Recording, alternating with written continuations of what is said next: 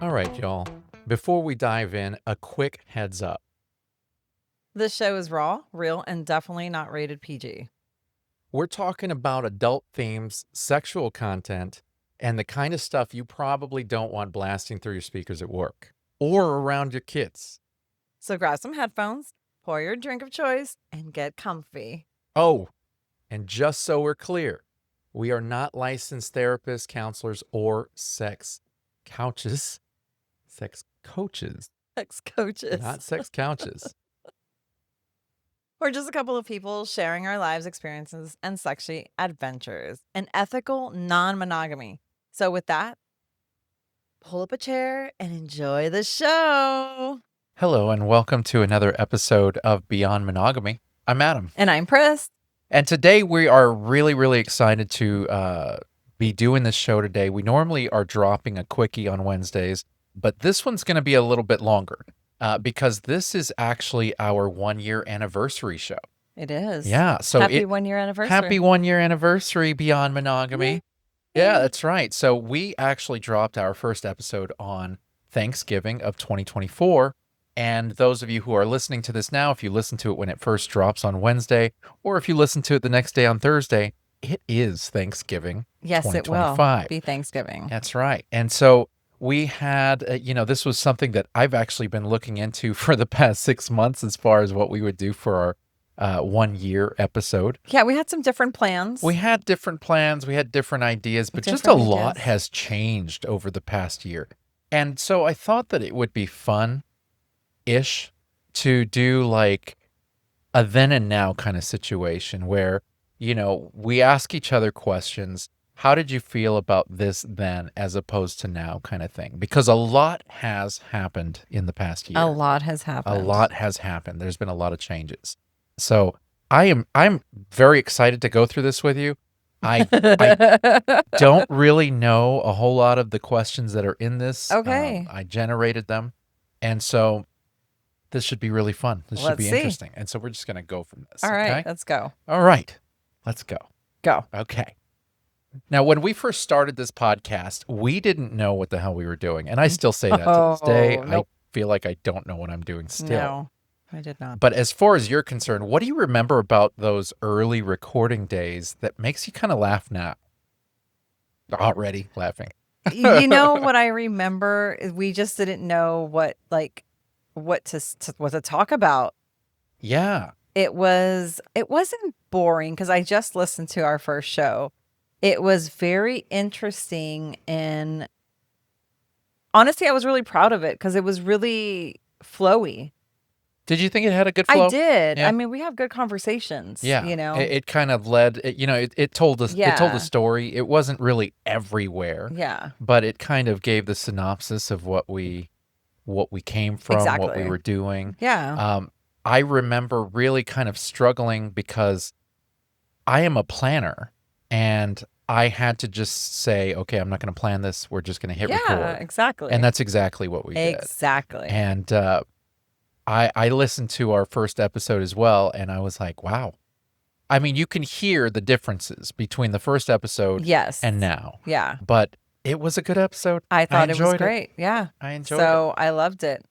So when you think back to the first few weeks of Beyond Monogamy, the nerves, the tech, is anyone even gonna listen? Oh my God, that was you all the time. Still me. What surprised you most about how far we've come?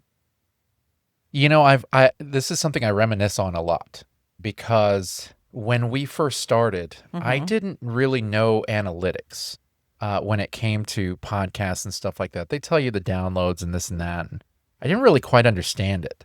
I knew that our numbers were really low.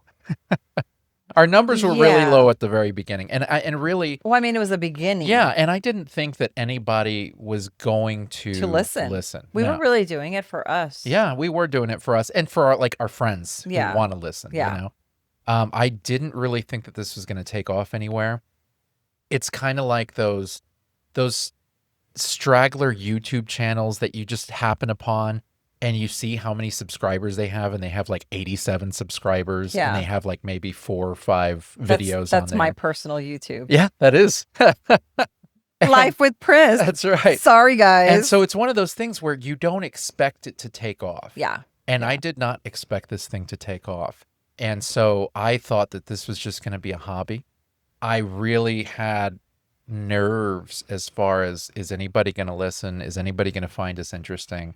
And so that's really surprised me, is the fact that it's taken off, especially in the amount of time Yeah. that it's taken off, you know, within a year, how much it's taken off. I think it's incredible. It I is. love it. Yeah. Yeah. It's been a nice little ride here. It has, and we're just on the cusp of Yes. taking off even further. I think that's so fun. Now, Yes. So what moment made you realize, okay, this isn't just a hobby anymore? People are actually connecting with us. you know, I think I told you when it happened. It was probably, gosh, it must have been around June or July. It was right after the beach takeover that we attended. And no, I'm sorry, excuse me. It was right before the beach I was going takeover. to say, okay. It's right before the beach takeover, because we were talking about adding video to our podcast. At Yeah. that time, it was just audio. Right. And so for the first 6 to 7 months of our podcast, I just figured it to be a hobby. I didn't figure that we would ever reach more than, 50 downloads a month or whatever it Yeah. was, But I kept seeing these analytics. It didn't make sense to me. And so finally one day I took those analytics and I gave them to some podcast friends, and they looked it over, and they pretty much told me like, wow, you guys are doing incredible for the amount of time that you guys have been doing this. And they gave me some advice on how we could take it to the next level. And something about that just kind of inspired me to go, wow, people are actually listening. People are actually taking notice. We should change the trajectory of this. I should take this a little bit more seriously. Yeah. And so that's really where I made the change from hobby to more than hobby. And we started making some changes. We started bringing on guests. Yeah. On our Sunday shows. We opened it up not just to the sexual aspect of non-monogamy, but the complete non-monogamy, all aspects of it. And I felt like as soon as we made those changes, something happened, and it was just explosive. And I thought that was really just a really fun moment. So it was about halfway through. Okay. Halfway through the Yeah. year is when Yeah. I realized it. That's awesome. Yeah. Yeah. Same, probably. Yeah. Maybe before that. Well, you've always had this plan in place, apparently. Yeah. So I you knew knew we were going to be successful. somebody was just telling me, they were like, yeah, well, this is Adam's baby. I was like, oh, no. This is my baby. Oh, yeah. No, this was your conception. I totally, you've created this wonderful. Yeah, the idea was completely conceived by you. Yeah. And I never will let you quit. So No. it is what it is. No, I don't. We're going to keep going She until won't let me we're going quit. to keep going until I can't talk anymore. The only way that I could quit this show is if I divorced her. Yeah. And that's not That's not happening. No. No. Now, I have a question for you. Oh, That's right. okay. Has podcasting changed the way you look at our marriage? Like, do you think this show has made us stronger, or just given us more stuff to argue about on air? It's definitely we've always had really good communication. I feel like, honestly, I feel more heard.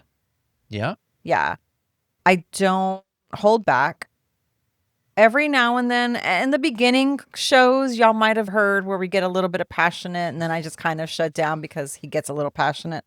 It's not always like that. Like, I pick and choose where I want to talk more passionate to you about. And I feel like the podcast has really given me a space that I can just talk, just be myself. So I feel like it's made our marriage a little stronger. I think so. Yeah. We've always had good communication, but now people actually can hear me like not agree with you. I think when people see us, they're like, oh, I always feel like they think I am like just a quiet little wife, and I'm not going to say anything, and I just kind of go along with my husband. And Well, I yeah, mean, I feel no. like that's the way people I don't think so. perceive me sometimes, and it's like, no, No, I think actually no.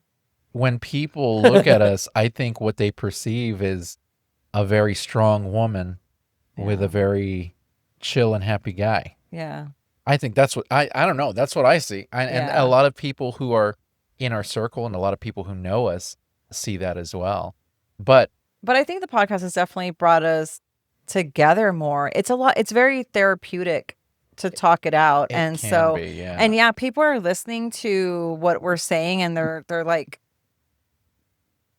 engaging with us, right? Through text messaging. They'll text us, they'll message us, or they'll Yeah. ask us a question. They're on social media.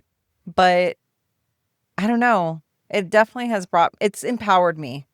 Yeah, so I was It's going to say empowered me. you've found, you've always had your voice, but you've really found it where Now you're I have a platform. unapologetic. I'm very Really unapologetic. I am. And sometimes we get off the show and you're like, God, that was rough. And I'm like, I know, but if I don't say these things, or this is the only time to say them, so yeah. Yeah. It's fun, you know. Yeah. Now, if you were to think about where we were as a couple a year ago versus now, Uh-huh. what's something about us that's completely different? Ooh. Completely different. Yeah. I feel we're more selective with the people we associate with now. Oh, that's a good one. We are very selective. Yes, that is true. Our circles have changed. We still have many, many, many, many really good friends that we don't always see very often, but we are very selective with who we just associate with, period. Yeah, yeah. Well, Like, things are different when you have a podcast because there are people that kind of come out and, they're just interested because we have a platform. yes, that is the weirdest thing, people. On several occasions, I don't know how many times we have people coming up to us going, you need to have me as a guest on your podcast. And I'm Oh my like, God. really? I literally had like 3 messages today. And they were like, you need to have me on your podcast. And I'm like, no. Guys, we have a rule.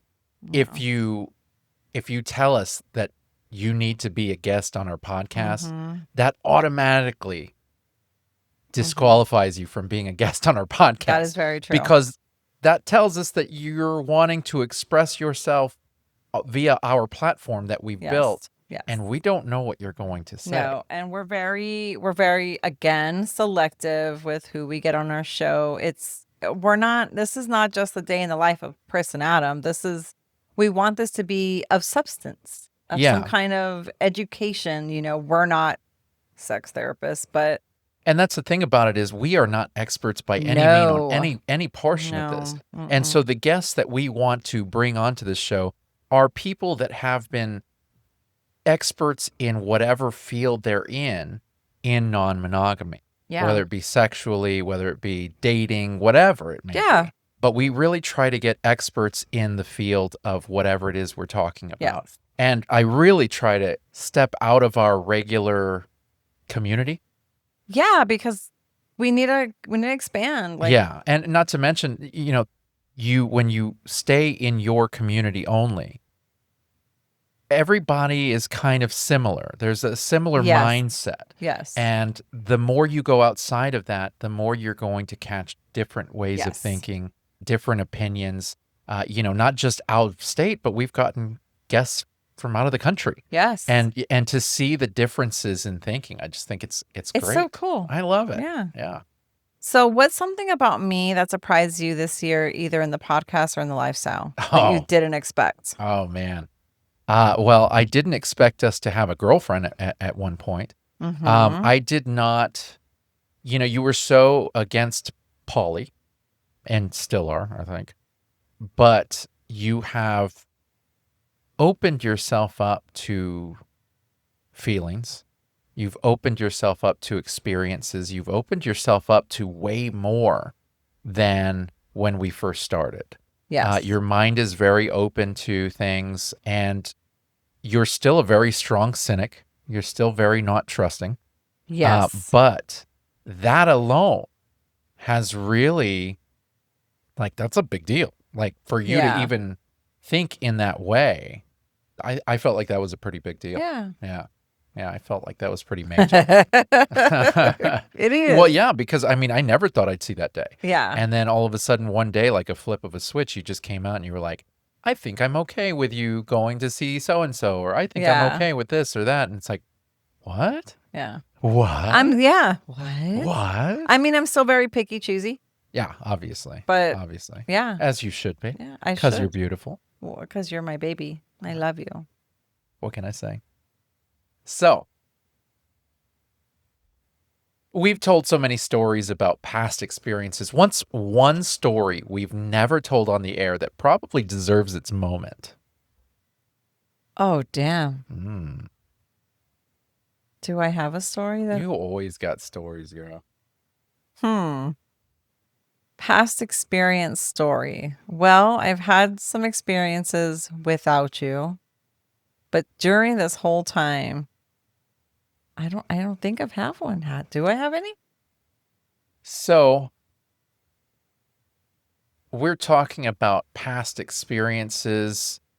As far as you're concerned, I think the big story that I don't even know if it was ever told would be the your wedding, not your wedding story, but your sister's wedding. Oh, Because I feel like that story is kind of monumental, and the reason being is because that was the first story that I heard about okay. you when we connected again. Yeah. And I was like literally the very first time that I saw you out of so many years. Yeah. And I heard this story and I was like, oh my God. Okay, so I have a story of me and my wonderful sluttiness. Gosh. So great. I So great. I have a younger sibling. She's 4 years younger. She was Adam's best friend. She had gotten married. This was her first wedding.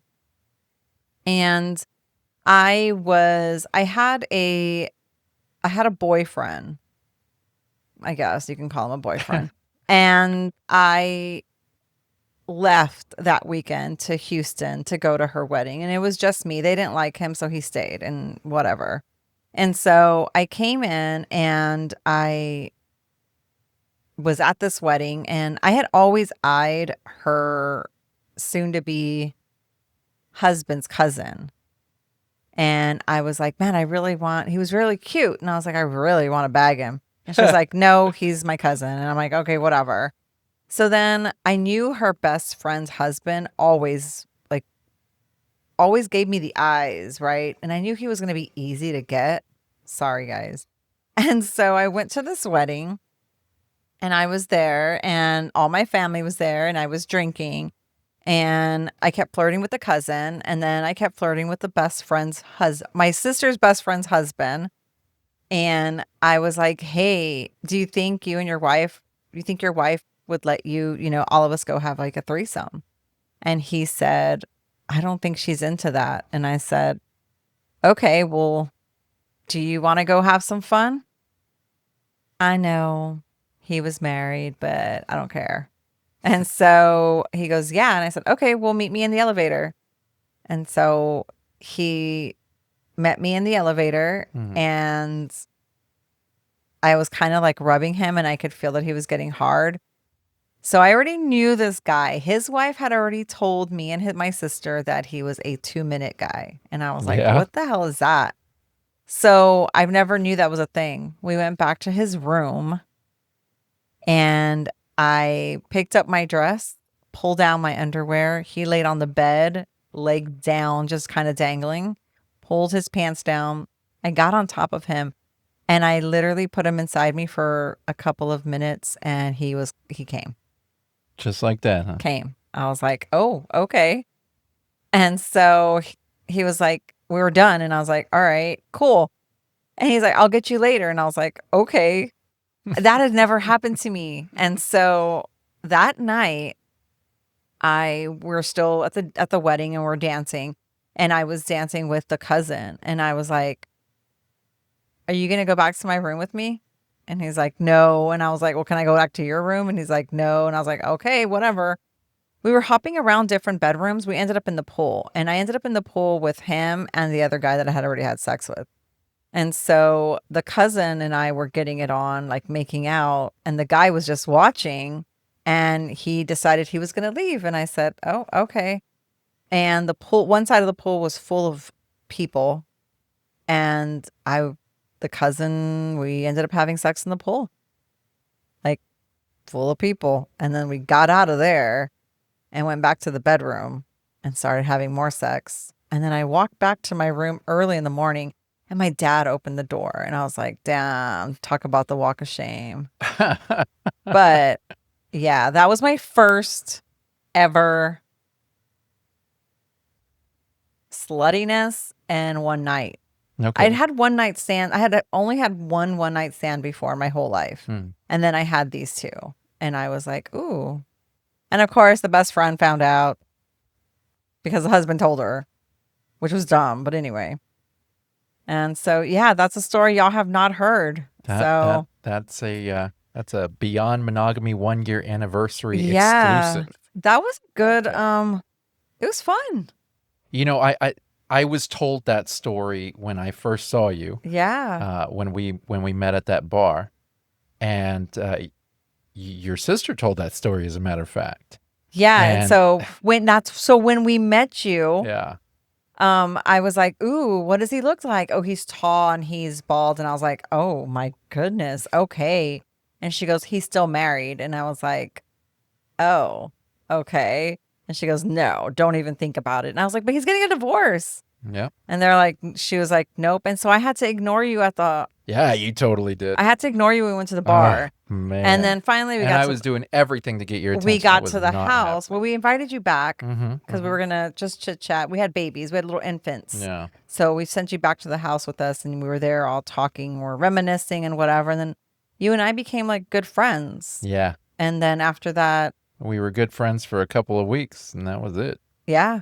You moved out of your exes, and I was like, okay, fair game. Yeah. So yeah, that's a story that y'all have never heard, and it's probably one of my favorite stories. It's one of my favorite stories. Yeah, that's for sure. because that's not really me. That's not me. Well, and you know, I love you exploring your slutty side. Yeah. And so for me to get that immediately, I was like, holy crap, sexually, this woman sounds exactly what I'm looking for. And now he wants me to do that, and I don't. I do now sometimes. She is so loyal. It's ridiculous. Right? Stupid loyalty. I know. Why can't I end up with one of those chicks that always likes to cheat on their man? I'm sorry. I cheat with food. That's true. Yeah. And I don't care for that. No. So you always talk about communication being like our superpower, right? Because we do. We talk a lot. What's one moment this year where communication saved our asses? Saved our asses. Ooh. Saved your ass. There's been a few times. Yeah. There's been a few times. It's because you're so cute. Is that what it is? No. No, I didn't think so. No, either. it's not. I didn't think so. That's a really good question. There have been, I don't know if I have a specific time because it's come up a couple different times, you know, where.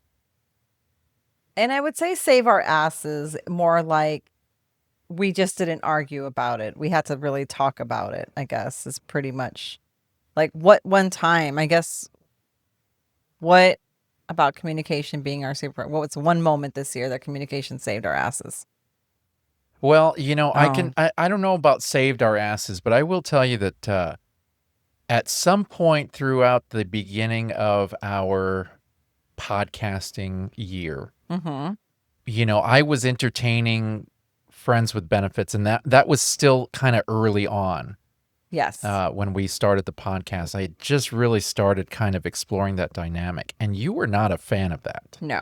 And it took some real coaxing for you to be okay with it. And I found that the real reason why I had to sit down and we had to really communicate to the letter.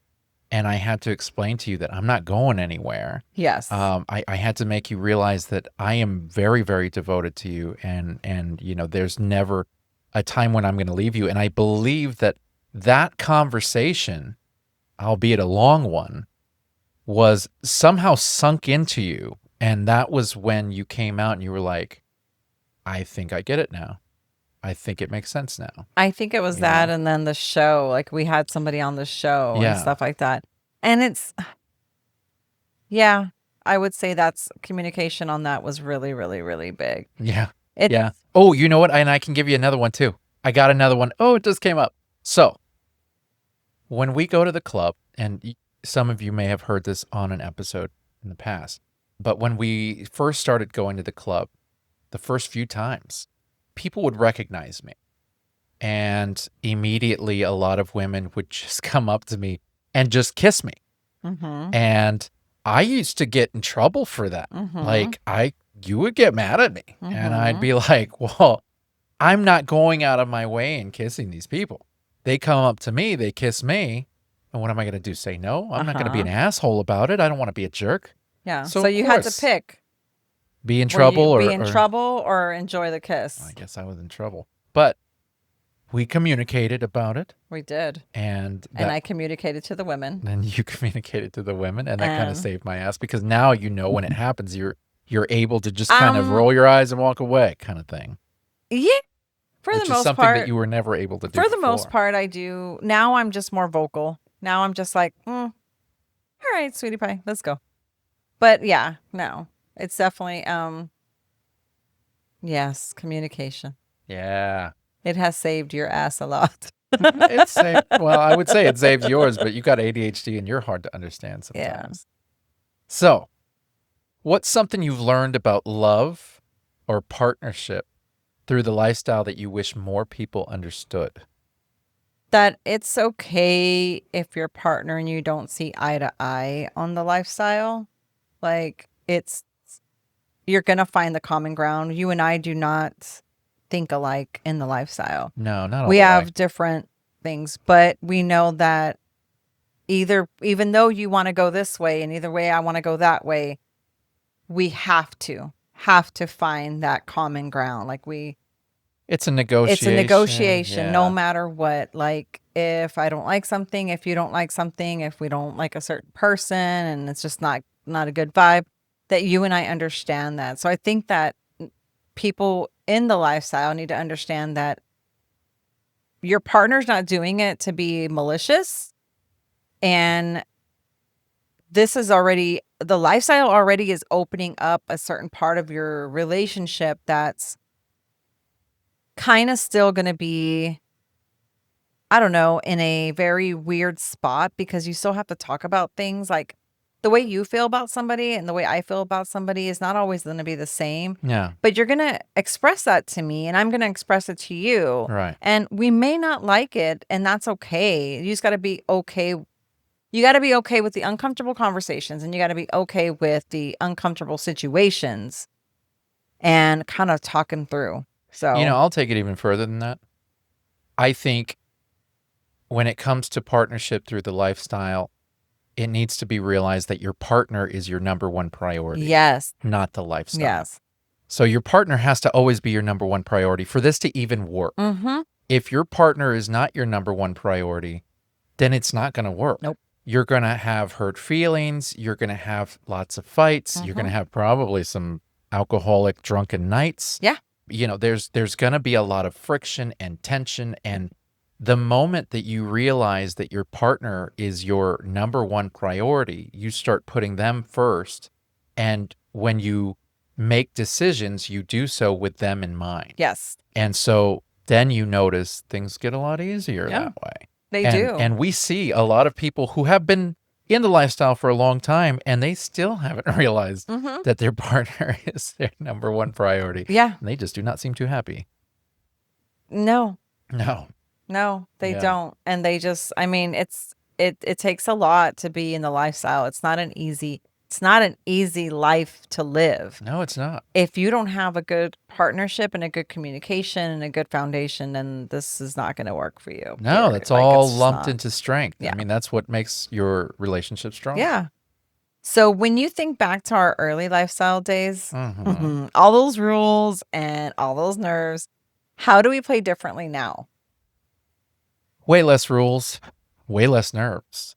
You've never really had a whole lot of nerves. You've always been very calm and cool. I don't know how you do it, but you've never really had a whole lot of nerves. I think the most nervous I've ever seen you was when we first started going to the clubs, and you were a little nervous how you would look when we would play out in the open. And that did not last long. No. It actually went away pretty quick. Yeah. But for me, there was some rules that that I had experienced that I had to kind of learn firsthand. There was an experience where we were at a couple's house and we were going to play, and we were in the living room. We hadn't gone to the bedroom yet. We were in the living room, and I started making out with the woman in the living room, and things started getting hot and heavy. You were sitting on the couch, and the guy was not in the room. I think he was like checking on his pets or whatever. And so you're essentially sitting on this couch. You're watching us make out, get hot and heavy. Yes. And we both agreed to go to the bedroom because that's what we were going to do. Yeah, them two. You two. Me and her. Yes. Yeah. Me and her agreed to go to the bedroom and in the midst of making out. And so we started to walk that way, and you were like, "Where are you going?" And I was like, "Well, we're going to go to the bedroom. We'll see you guys there in a minute." And you had this lost puppy dog look on your face like, "God, don't leave me." And that was a big discussion for us afterwards, because to me, it didn't make any sense. Like, as soon as he came back from the pets, you were going to come into the room with us. But also at the same time, you saw us walking to the room. Nobody said you couldn't come. Nobody said you couldn't come with us. Like, you could have easily gotten up and just followed us to the room. But because I did not communicate that with you, it became a thing. And so that was definitely, we had that rule in place for a while, which was, don't leave me, kind of thing. It's more, and it's more of the, hey, give me a heads up, say something. We just met these people. Like, I didn't think it was going to happen that fast. Yeah. Yeah. Well. Yeah. We know now. Yeah, you don't have to say it with such a negative tone. Like, we're talking here. Jesus, man. I'm not saying it with negative take that tone. bass out your voice, will you? Jeez. I mean, I'm smiling, but I don't know how long I'm going to be smiling for. Anyways. I don't have any sharp objects near me. That was a big rule that stayed with me. And that was kind of the start of us figuring a lot of stuff out. That was early on. Now, as far as nerves, when I play, because like I said, you're always, you never have any nerves. But it doesn't matter who I'm with. Whenever I would play with somebody, I was always shaky. Like, no matter how... Most men are. I'm not anymore. Good, that's good. I'm not anymore. Yeah. I don't know, I guess confident 2025 Adam. I swear every guy that I'm with is always shaking. And I'm like, why are you shaking? It's a nerve thing. Like, I know. It's a nerve thing, Yeah. But, it gets easier the more you get it on with the same person. But I think for me now, it's more of as long as I have a connection with the person, it's usually a lot easier. But I may still shake. I don't know. Possibly. Shake it up. That's right. Shake it up. So what is one misconception people have about the lifestyle that you love proving wrong? That you can't do it this long. That it's not, there's no way that a marriage can last in the lifestyle. Yeah. Yeah. Like, we've been together for 14 years, almost 15 years, I think, right? Yeah. And he's not going anywhere. That's a really good example, because I remember, well, I would have vanilla friends that when we were first in the lifestyle, and they'd be like, dude, you guys are going to break up in a matter of years. You guys will be done. And then when we decided to become poly, I had swinger friends that would reach out to me and be like, you're making the biggest mistake of your relationship. And the reason why people would say that is because every time people were around us, we seemed like the happiest couple around. And we still do. Yeah. But people were like, man, you guys are just so happy and so into each other. How can y'all be non-monogamous? That just isn't going to work. Like, it's not going to work. And I'm pretty happy that we proved everybody wrong. And I feel like we're still all about each other. We're still all over each other. We are. that really hasn't changed. You know, Yeah. wherever we go, we're all over each other. It's nice. It is nice. Non-monogamy or not, it really doesn't matter. No, it doesn't. What's been your favorite lifestyle memory from the past year? The one that still makes you grin? My favorite lifestyle memory, from this past year. Huh. Well, I've had several. We've had a good amount of stuff that we've had great experiences. I feel like we've had a lot of fun experiences. But I will say the most recent one, the glory hole. Yeah. The glory hole. And I'll say that because I was not expecting to like it. I was not expecting to try it. And it was kind of cool to have an experience where I proved myself wrong, essentially, because I always like to think that I know myself pretty well. And when I learn something new about myself, it always just blows my mind. And that experience really blew my mind. Like that was interesting. I don't think I have one. No? No. Wow. I don't have one yet. Yeah. They there's nothing that can make me grin and be like, "Ooh, that was no." Really? Well, Wow. yeah. Okay. Well, that's depressing. Now, what's been your biggest lesson this year as a woman in the lifestyle? To go ahead and say what you want. So I'm okay. I'm very comfortable with my voice and speaking about what I like, what I don't like. And also looking out for other women. So that's like my biggest lesson is just to always be that voice for women. And I think I think I am. I think my friends know that no matter You're what. very protective of the women around you. I am very protective of the women around me. Even if they're not in our circle. Even if they're not in my circle. Like if I see something and I don't like it, I'm very vocal. And I think that's okay. That's okay. Like more women need to be more vocal in the lifestyle. Like, well, actually just in life, period. But in the life, we're just talking about the lifestyle. Yeah. Women need to have our voice like a little bit louder. Yeah. Yeah. Yeah, I agree with that. And yours, as a man in the lifestyle, what shifted for you? What shifted for me? Well, obviously the confident 2025 Adam started in January. I started faking it until I could make it. And after a few months, I noticed that kind of confident feeling and whatever exuded from there really changed things for me. So I felt like I wasn't really seen for the longest time. And then all of a sudden, I just decided to have confidence. I decided to dress how I have always wanted to dress without worrying about what other people are going to think. I decided to be the person that I am, but do so out loud instead of just keeping it to myself, just trying to treat people with respect and all that. But the confidence is what really changed everything for me. And I can tell you 100% that if you lack confidence, if you can just try to fake it, I guarantee you'll probably see some results that you've been hoping for. There you go. And I swear by it. That's what shifted for me. And I feel that everything that's come from that confidence has made me even more confident. Yeah. So there you go. That's good. There you go with that. That's good. Yeah. I like that. Yeah. Now, you used to be more into women than men. As a matter of fact, you were only into women and not into men at all. Has that balance changed now that we've met more people? Like, are you into some men? Are you still strictly vaginal? What is it? It's still the same.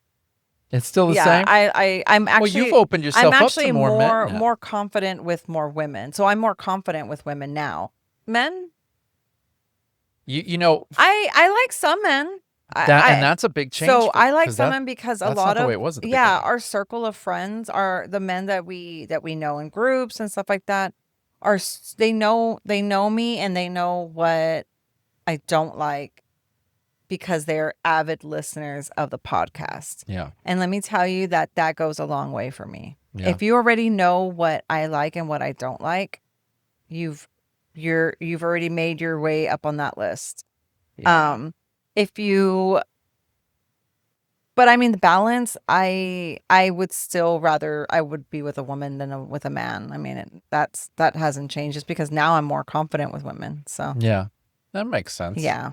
That I mean, I makes still sense. love you guys, but Well, I mean, I am not bisexual. I like women. Like, I'm bi. your situation with men is, there's been very few that can actually hear what you like and don't like and adhere to that. There's a lot of men that hear that and still do what you don't care for. What's funny is there's a lot of men that listen to the podcast and will go and tell their woman, did you not listen to what she said on the podcast regarding Adam? Did you not hear what she doesn't like? And like correct their women. And it's like, oh, you're so sweet. Let's go to the back, guy. Come on. Let's go to the back. You deserve a little something. That's great. So yeah. So has your social anxiety, Mr. Social Anxiety, has your social anxiety gotten better? Because I was listening to our first podcast and I was just remembering when you said that. Or has it gotten worse since we started being recognized at clubs and meet and greet? It really comes and goes. Yeah. It has gotten better to an extent. I still have the anxiety. That doesn't go away. But it's become routine to go into social settings and hobnob with people and socialize with people. It's very easy to do so when people already know us. Yeah. But if they don't know us, you get freaked out. Nope. I know. Because if I'm in a room where I don't know anybody and nobody knows me and I have to go out and I have to start talking to them, yeah, no. Social anxiety is still there. Yeah. Very much so. And now we're going to be doing these national events. We're going to be going outside of our comfort zone, outside of our community, into other states. And we're going to do these takeovers and these meet and greets for Beyond Monogamy. And I am already anxious about that. Oh my God, I'm loving it. Yeah, of course you are.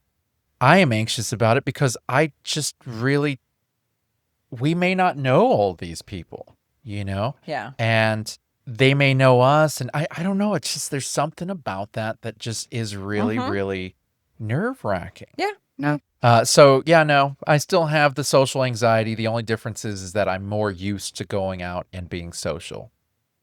Okay. Yeah. I like that. But the anxiety's still there. Now, what's been your favorite episode to record this year and why?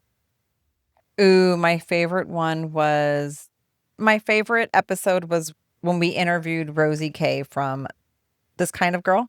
This Kind of Girl. Yeah. UK. Yeah, she was out in the UK. Yeah. Yeah. Because I follow her. So amazing. I loved her. I also loved the one from Italy. Francesca Gentile. I loved those two ladies. Yeah. Yes. Actually, oh my goodness. And I also liked the guy that we recorded. Jaime Gama. Yeah. And Jaime Gama. So Jaime Gama was probably my favorite because he is on the spectrum. Yeah. Yeah. He gave so much clarity. Like, he was in my brain and he was just saying these things. Now, I've read some of his book. It's in Spanish. So what is it? Botita Bolimar. Loved his book. And I liked what he was saying and the way he was saying. But the two ladies also were great. So we've had some really good people on the show. We have. My favorite, first and foremost, was Dan and Lacey from the Swing Nation. They were really cool to interview, primarily because they kind of set the bar. Yes. They're the ones that kind of led the way and inspired a lot of us to do what we do.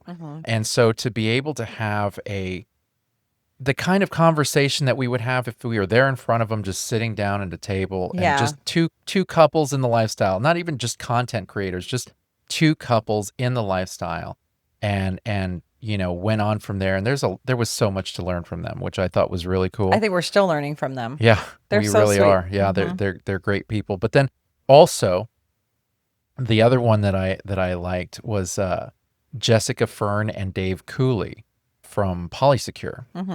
And for a couple of reasons. One, I loved their it's almost like, I don't want to say they're dynamic, but their balance, because they really were very different from each other, but also on the same plane, which was just incredible. And I kind of crushed on Jessica Fern. I thought she's a very pretty lady and very nice to talk to, very smart.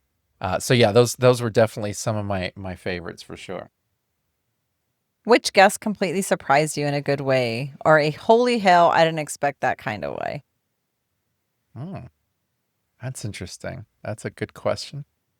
Well, I can say that interviewing Lynn from Forbidden Fruit was, anytime you have a conversation with her, it's always you'll always have a moment that surprises you. Because she has so much freaking knowledge. She has a lot of knowledge. She has so many incredible stories throughout the years. And she just, everything that she says, it just kind of captivates you, and it leaves you sitting on the edge of your seat. And so that one probably really captures me pretty good. Yeah. I enjoyed that one. Yeah, she's good to have. She's good to just to sit there and just pick her brain on different things that happened. And yeah, she's a world of like just history too. Now, I will say that I'm going to go back to Paul Keeble from Ashley Madison. Yes. That was our first mainstream guest that we had. And I was surprised all to hell that he was real. Yeah, that one. We kind of, as podcasters, people reach out to you and they're like, hey, I'm so-and-so's assistant, and we really feel like they would be great on your show and this and that. And I remember sitting back and thinking, have they heard our show? Like, are they real? Are they? And so as time went on, I was only dealing with the assistant the entire time. Yeah. Until it was time to do the show. So we had the show ready to go, and we were sitting here, literally sitting where we're sitting now, going, is he going to show? Is this real? And then I remember thinking, well, if he doesn't show, then we're gonna do a show, and we're gonna shut it down. We're gonna go. Yeah. And then he showed. Yeah. And he was an excellent guest, and we learned a lot from him. He was. And so, but that one really was our first mainstream guest. That one really threw me for a loop. I was not prepared for him to actually show up. And when he did show up, I was a ball of nerves. I was. Now, what topic or moment made you emotional on mic? Or what was the one that kind of hit you in the gut? In the beginning, when we would talk about Polly, I didn't like any of those conversations. They weren't, I wasn't in my right mindset to listen to them. And we would talk about it, and emotions would come up, feelings would come up, and I didn't like them. But we did it. And it's, yeah. Yeah, you still don't care for those discussions, but at least you don't cry as much. Yeah. Yeah. Meow. What's the funniest off the mic or behind the scenes moment that listeners never get to hear? A lot of times when we do our show, I'll be the one to set up all the equipment. We have everything set up. It'll take me a good 30 minutes sometimes to set up everything. And I'm normally waiting for you to either get out of work to join us, or I'm waiting for a guest to join us, or I'm waiting for both. And I'm normally already set up, and I'm sitting here, and I have the mics on, and, I have music going, I'll be singing. Sometimes I'll go on TikTok Live, and I'll tell stories, or I'll just be silly. There's times where you and I will just sit here waiting for a guest, and we'll have really good conversations. Yes. And there's other times where we'll just sit here. And just look at our phones. Now, as far as the funniest, though, you have had me laughing on several different moments. Now, neither of these moments were off the mic or behind the scenes, but let me tell you what my favorite moment was, and it was a recent one. It was the show that we did at our Forbidden Fruit event. Uh-huh. That moment, and I loved it so much that I had to make a clip out of it. That moment where we're sitting there having this discussion, and of course there's a wall of dildos in front of us. Yeah. And we hear the door open up to the franchise that we're at. And this very pretty girl walks in. Yes. And the both of us are just looking off to the side and we're having a conversation. We're both looking. And you're in the middle of a sentence and you did not have a clue what you were saying. I was like, what? Because you were distracted by a pretty girl. Yes. And I swear, even though it could not be seen in the moment, I played it pretty cool because that's what I do. That part had me just laughing, and it still has me laughing to this day. Like I can replay that clip and it will make my day happier because that was a classic Priscilla moment. That's my wife right there. That's the way you've always been. That's something that we've always been able to laugh at, and I love that. What's a listener message or a DM that reminded you we're really helping people? I have had the pleasure of getting this from a few different people throughout the year. But I remember the first time I got it was from a friend of mine that I used to talk to. And she used to be an avid listener of the podcast. And I could always tell that she was listening because all of a sudden I'd get these random questions about different things that were discussed. Yeah. And I was like, oh, she's listening. And several times I wanted to quit the show and she was like, you can't quit the show because what you say is helping a lot of people, including us. And then I've had other couples tell us that. Now, the thing that I've really held on to is when people come up to me and they go, hey, I struggle from really bad social anxiety and I've struggled to have anxiety at the clubs and whatnot. And I've taken your piece of advice. I've had people tell me, we go to the club. We're the first ones at the club because we can see everybody coming in. So that was great advice and that makes things a lot easier. I've had people tell me, hey, that whole thing where you said you act like there's a camera on you and you're in the show and you're just improvising. That made it easier for me. So just to be able to really have that come back as feedback and people say, hey, I heard what you had to say and I took it and I ran with it and it really worked. I mean, that is nice. Yeah, that hit me in the heart and that always rings in my head whenever I don't want to do this anymore. I'm like, you know what? There's people that actually listen and they try it and it works, Yeah. Yeah. Yeah, I get some messages from like women that are like, "Oh, you helped me really kind of figure that part out, like how to talk to my husband about this or because we're very reactive." So, yeah. Yeah, and we've had couples that we've had reach out to us that will straight up go, "Hey, let's have a group text because we're struggling and we need to talk to you guys." We've met people at places so that we could talk to them about their problems. Yeah. And it's like, "Hey guys, we're not therapists, but we'll talk to you guys like friends, you know." Yes. Now, if you had to pick one theme of our first year, something we kept coming back to, what would it be? Ooh. Something that we bring up often. Polly. Yeah? Polly. Gosh, you don't have to say it with such disdain. You asked me. Oh my gosh, but I didn't ask you to have Polly. such We always come back attitude. to that. It always comes up in a conversation. It always comes up in a show.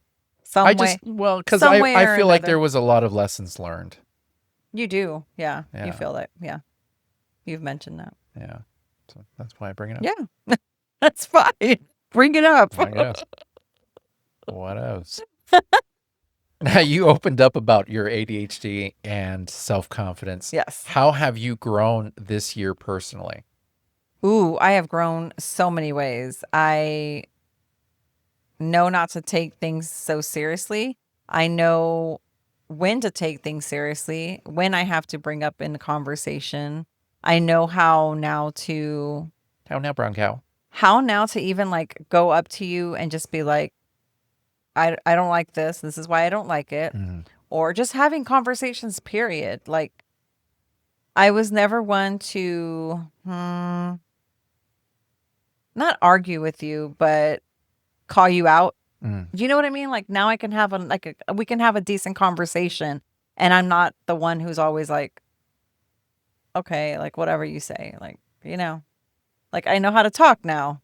And I feel like ADHD has really helped. It's helped you My find your words. It's helped you Yeah. figure out how to say what you need to say. Not all Yeah. the time, but for the most part, Yeah. it's helped you stop and think about your response before you Yes. actually respond, Yes. which I think There is you pretty go. cool. That right there. But her ADHD, I still have to speak for her. But what's Hey, good I is take it early in the morning, dude. It's already gone. we're a great match because I know what you're trying to say, There you and go. and I can speak it for you. So there you go.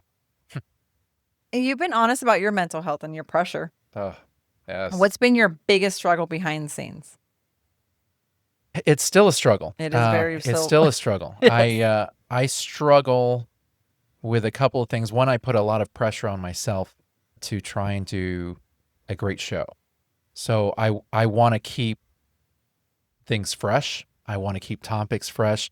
I want us to be able to talk about everything we need to talk about, but you don't want to replay and replay and replay all over again the same crap.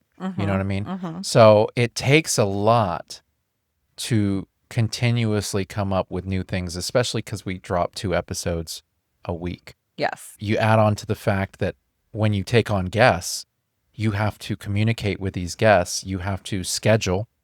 You have to make sure that logistics are there. I have to make sure that all of our equipment is good to go. If we're going on location with it, I have to make sure it's packed up. I have to make sure everything's where it needs to be. Editing and all of that. I mean, just the logistics of it. It's a lot.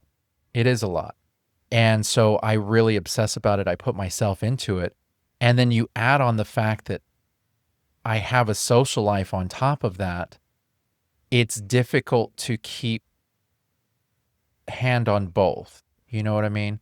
So I start focusing on the show so much that I start pushing people away. I'll not be very talkative, or I'll just kind of disappear because I'm so ingrained in what I'm doing. And I'm so focused on this. And it is a lot of pressure because I want this to be great. I also want us to be able to do what we want to do in the time that we need to do it. And it doesn't always work out the best. And, it's hard. And it can affect my mental health sometimes. But in times like that, I just got to suck it up and just do it. Yes. Because we're not quitting anytime soon. So No. there's No. that. Now, how do you think doing this show every week has changed how we show up for each other outside of the mic? I think we're still learning that part. Yeah. I think we have a conversation about it every now and then, just because I work from 8 to 5. Yeah. So my time when I come home it's like our time. And so out of the mic, like, you have to make sure that you're on that same kind of timeline with me so that we can spend time together. Yeah. And I think those are just conversations that we kind of have every now and then, just to make sure that we're both on the same level, I guess, Yeah. because this is what you do. And yeah, it takes a lot of pressure. It's a lot on your mind. So yeah. Yeah. That makes sense. All right. What's one habit, fear, or insecurity that you feel like you've finally let go this year? Insecure? No, I guess my one habit is not to be so rough with the men. Give them a chance. That's true. You Yeah. have done that successfully this year. I've been a little nicer. I don't really have insecurities. I have more of, it's not an insecurity. Nothing gets me insecure. I'm pretty confident in myself Yeah. and in my mindset. So I don't have any insecurities, but I have been nicer to guys, and I feel like I was really just kind of brushing them off, and now I'm nice. I love it. Yeah, I'm nice. So we've done meet and greets, we've done takeovers, we've done interviews, we've done collaborations. What's one event that completely blew your mind? The beach takeover was pretty cool. Just to go for the very first time, the Port Aransas beach takeover. You hear so much about it, and we had been hearing about it for a while and seen pictures, and we had FOMO, and we finally went. And while the experience could have been better, it was seeing it and everything that they had going, the tents and the vendors and just the amount of people was pretty incredible. That whole thing that blew my mind for sure. Yeah, it was fun. Yeah. Now, what's one interaction that reminded you that we love this community? We started with this community and we are where we're at now because they really helped and pushed it. They really did. So yeah, I don't think that this podcast would be exactly around if it weren't exactly. for And our community. so I think that's one reason why I love them.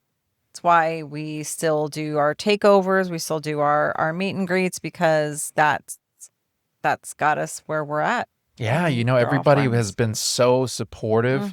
The people that knew us before we even bought a mic, and they watched us, they listened to the very first episode the day that it dropped. These are the people in our local community who really supported and pushed our name out there. They traveled and they told other people in other communities, and it really spread. Yeah. And you're right. I mean, we really couldn't have done it without them. So that's pretty cool. Have you had that, oh shit, we're kind of public figures moments now? Like, have you ever had that? Yeah. I think we've had it a few times. We've had that talk before, because it became weird when we started going to the club, and every time we would go to the club, we would get recognized by people that we did not know. And even an ex-brother-in-law. yeah, it's weird. It's strange to have people refer to you as celebrities. Yeah. It's not us. We're not celebrities. No. And so we don't think of ourselves in that way. And so when we get people coming up to us throughout the night, there was one night we were at the club and I felt like every 10 minutes people were coming to our couch and introducing themselves and that sort of thing. It's very nice. We love it. And we do love it. We love meeting our listeners. We love meeting everybody that's put themselves into our show. And we love hearing what they have to say. We love hearing their stories. So, that's really a fun part for us. Now, what's one piece of advice you'd give to someone new entering the lifestyle after hearing our show? Keep an open mind. Everybody lifestyles differently. Yes. So keep an open mind. Keep that communication open. Talk. Yeah, talk. Communicate. Not just with your partner, because some people don't have partners. With everybody. But with everybody. Yeah, you got to talk. Stay firm in your beliefs. Stay grounded. Stay firm with your boundaries. Stay firm with your boundaries. Know your rules. Yeah. Have a safe word. Communicate with your partner. If you're solo, having a safe word does you no good. You should still have a safe word for your friends. Oh, that's true. So yeah. That's true. Yeah. So what's one thing you wish more couples in the lifestyle talks about openly?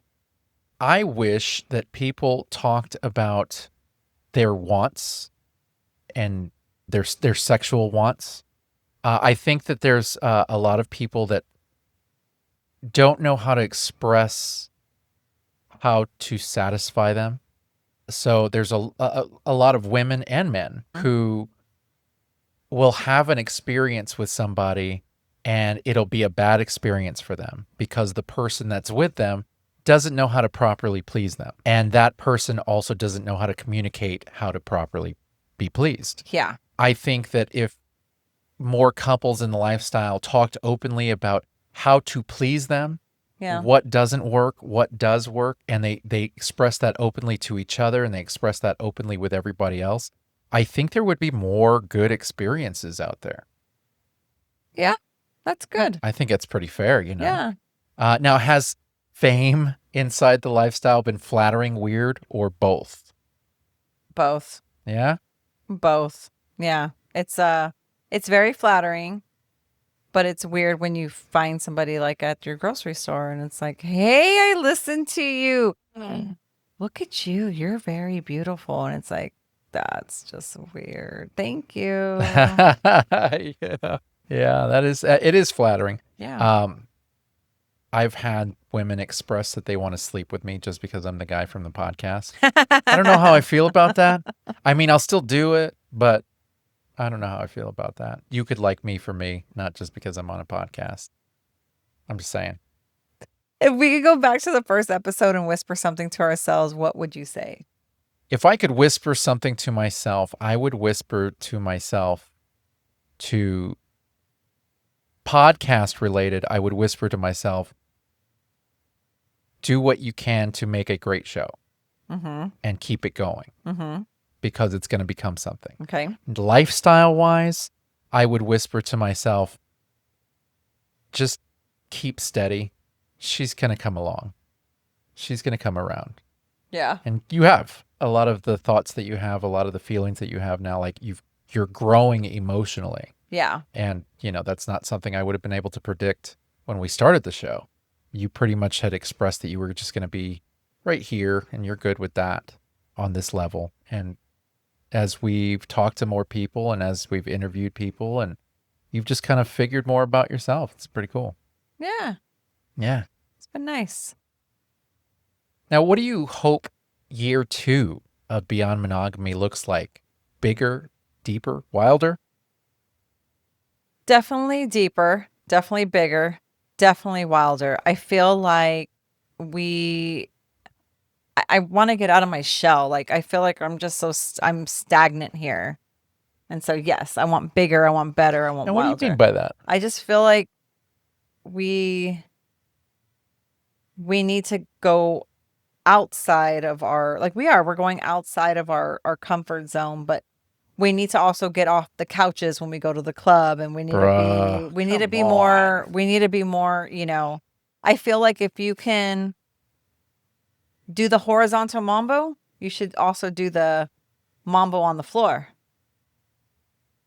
When I go to the club, I don't like to dance because I know that we're going to be having sex. Oh, no, that's I don't want to fine. get I'm sweaty just saying and that gross. You know what I mean? I'm saying I need to get, I need to be more, I'm just saying, we need to go out and be more, I guess, more, we're so comfortable in the chairs. We're so comfortable just sitting there. We're just so comfortable just being, absolutely. yeah, we're just so comfortable being there that we need to start getting out more. And we do now.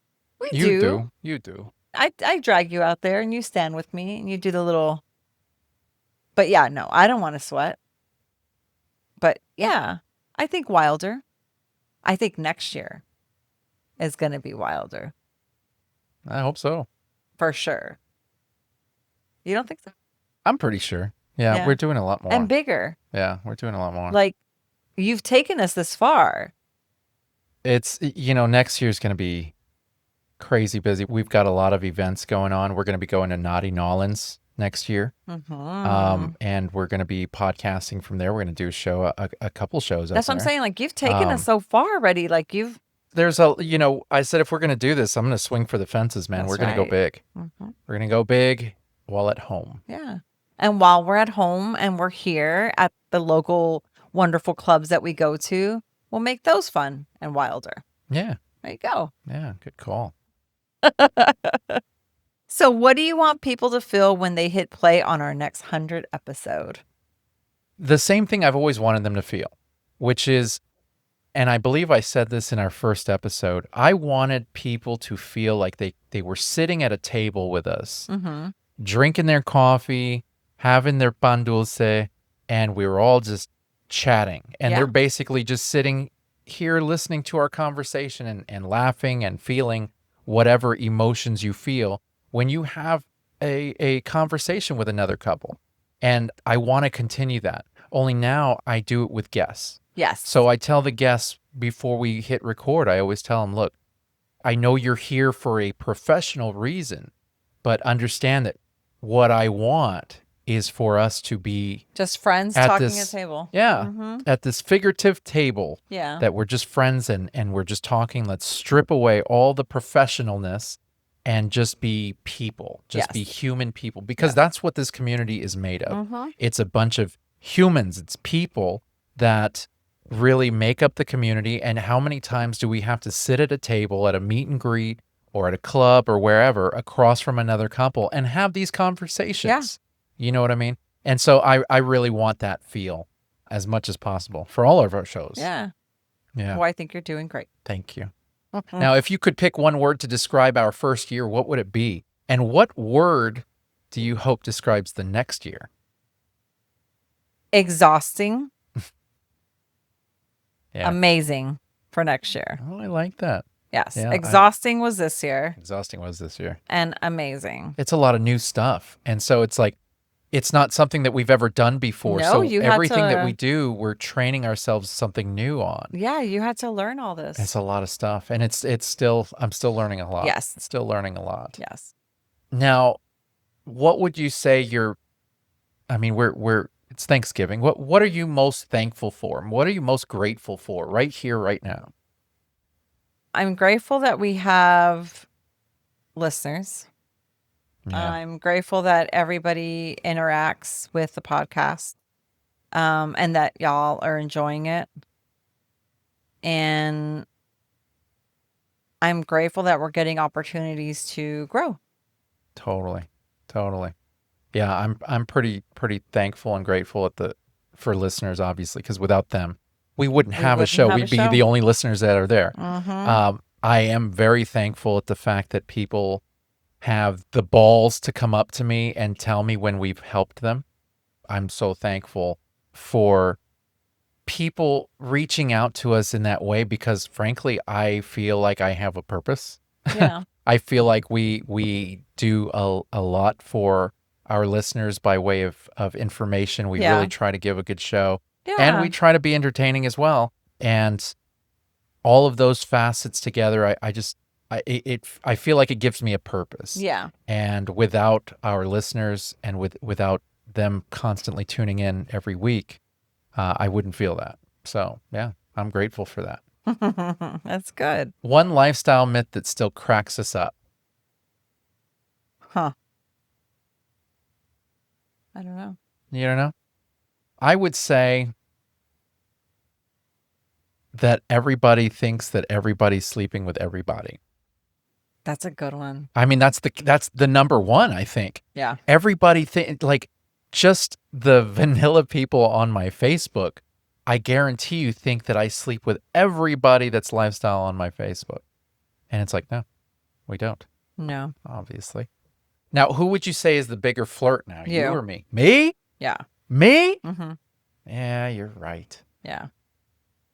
What episode title sums up our sex life this year? Come Queen. Come play. The come play episode. Now, if we had to add a third co-host, who would it be and why? Ooh. If we had to add a third co-host, I don't know if we could. I don't think we could. I don't think we could I don't either, think we but could. if we did, I would totally add Jaime Gama. I was thinking the same thing. Jaime Gama, I feel like we had incredible chemistry Like with we could have sat Jaime. there and talked to him forever. Easily. Yeah. Easily. Because he's just one of those personalities and conversation flows very easily. It would totally have been It was Jaime Gama. that was so much fun. Yeah, it was. Yeah. It was. Yeah. Now, what's one thing we've learned about balancing family, work, and a podcast about sex? We haven't learned how to balance that yet. We're getting there. Yeah, we're getting there. We So, are working on it. Lucky for Yes. us, our children are bigger, Older. are yeah. older. in So their late you teens. know, balancing. It's really, we're getting there. It's not there yet, people. It's getting there. Yeah. Now, would you say that there's a difference between the podcast us and the real life us? No, I feel like you guys really see the true us. And for the most part, you can't see every single little thing. Obviously But, not. But yeah, this is us. This is us. We're this is us. This is us. In a I mean, nutshell. she's my best friend. She's the Yeah. love of my life, and we spend every day together, and this is what we do, whether Yeah. we're recording or not. This is what we do. That's what we do. We love to have conversations with each other, and we love having conversations with others, and And, let me tell you something. There is nobody I'd rather do this with than you. So I love you very much, and I'm I glad love that we're doing this you. together. Yeah, that's nice. And that wraps up our 1-year anniversary episode, all that mushiness. A full year of laughter, lessons, love, and a whole lot of lifestyle. Yes, we really seriously can't thank you guys enough. Our listeners, our friends, Yeah. our full swap family, everybody for rocking us since day one. You guys have shared your stories. You sent confessions. You reminded us why we do this every single week. And from the bottom of my heart, I want to say thank you so much. Yeah. And we're just getting started. Yes, we are. 2026 is gonna be massive. I know Yes. you've heard me say that, and you're gonna hear me say it lots more. We've got new guests, we've got new cities, new adventures ahead, and a lot of new friends that we're gonna be bringing along for the ride. So honestly, we're bringing all of you with us for all of it. Yes. Speaking of adventures, don't forget to catch us in person. We're going to be up in Washington State for Thanksgiving weekend. And while we're out there, we are going to be going to Club Sapphire on Friday night. Then we head to San Antonio for the next weekend for the Naughty and Nice Hotel Takeover December 5th through the 7th. Yes. And right after that is going to be our very own Beyond Monogamy Takeover at Club Eden in San Antonio on Saturday, December 13th. So guys, do not miss that. Oh, you don't want to miss that. That's going to be a major party. Yes. It's going to be lots of fun. If you scoped out our Pineapple House, Texas episode, which recently came out, Nicole and Isaac are going to be hanging out there with us. We're going to Yes. have a few others that are traveling to be there on the spot. You got to be there. Gotta be there, guys. Got to be there. Yes. So grab your outfits, grab your friends, come celebrate with us in person. You can find all the details, the links, and the event info at www.beyond-monogamy.com. And while you're there, drop us a confessional. It's totally anonymous, and you just might hear your story pop up in a future episode. We love hearing from you guys. We really do. We love the interaction. We do. And you can also catch us every Thursday on Full Swap Radio at 2 p.m. and 7 p.m. Central, where Beyond Monogamy plays along some of the best shows in the lifestyle. We really love those guys. And too. I don't know. I may be reaching out to a few of them and see if we can get them on the show. Nice. Yeah. Well, seriously, from the bottom of our hearts, thank you for being part of this crazy, beautiful ride. Here's to another year of being bold, being real, and going beyond monogamy. Now, as we wrap up, we're leaving you with something special. A 4.5-minute highlight reel from our very first episode. Now, obviously, there's no video to go along with it because we were not doing video at that time. It's very raw. It's ridiculous. But it's where it all began, and it's going seamlessly into spot to spot. So it may not make a whole lot of sense. It's just a bunch of stuff taped together. So enjoy the laughs, enjoy the memories, and get ready because year 2 is about to be even bigger. Absolutely. And with that, we wish you all a happy Thanksgiving, and we want all of our listeners to know that we are thankful for you. Yes, very thankful. And we will see you guys next week. Bye. I'm banging chicks left and right. I'm just kidding. I'm not. It's just me with different ways. That's right. You got different personalities. This is it. There's no backing out. And you guys started making out and started getting very handsy, and then the uncomfortable feeling stayed, but it became a better uncomfortable feeling, almost like the butterflies in the stomach, wow, I really like this, but I don't know if I should like this, and so I like to go several rounds. Side note, without any type of enhancement. This is all natural. So I'm not bragging, and you're not supposed to be bragging for me. Yeah, well, and that was kind of the thing, realizing that, I understand that the lifestyle is very woman-centric, and that's cool. But one of my turn-ons is knowing somebody wants me. So where you have a stereotypical type of person, you are pretty much very, very different. And especially when it comes to the lifestyle. Yeah. Well, thank you. That's very sweet. She's got me blushing over here. Yeah, no, there was no question about it. I was already stressing about it as it was. And so it was just perfect timing and we ended our relationships on good terms. Yes. And Yeah. kind of, you're very Terminator-ish. You know, you just go in there and you Yeah, take but we've care of it. already asked. And some people like that. Some people like that. Yeah, yeah, yeah. The people, for me, I like to have that camaraderie. I even wore a shirt that has my name on it in big letters. Something like Adam doing Adam things, or the legendary Adam, or whatever. I have a few different shirts, I'm not gonna lie.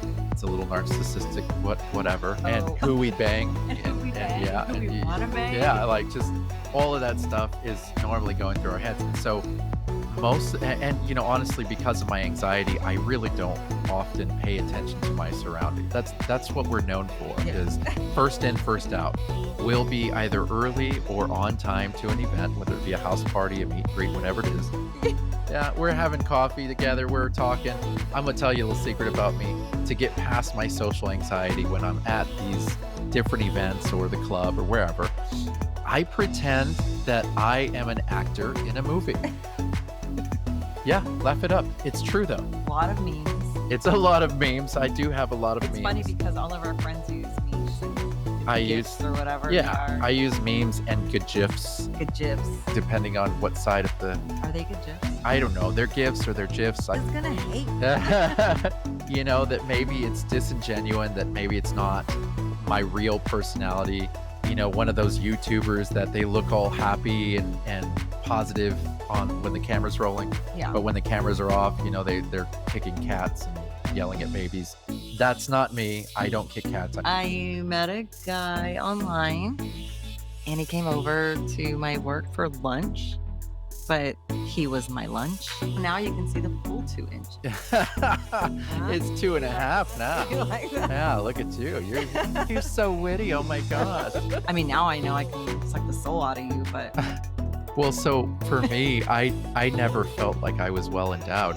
And because of that, I really worked on my technique. see, that's what happens. Wow. That's what happens. Oh my gosh. What was the question? What do you mean, what was the question? Wasn't there a question? Yes, I'm realizing that you ladies are funny because y'all say it is bi-situational. And then my funny joke is, well, I'm the situation. We're so funny. I'm glad you think so. Oh my gosh. See what you're missing out, you guys. Anyway. I'm just kidding. I'm not. It's I'm just not. me with different voices, all natural. So I'm not bragging, and you're not supposed to be bragging for me. They're fun though. They are getting fun. It's such a breath of relief. Like everybody is so nice. If somebody who maybe you're not physically attracted to reaches out to you, you don't have to ghost them or block them.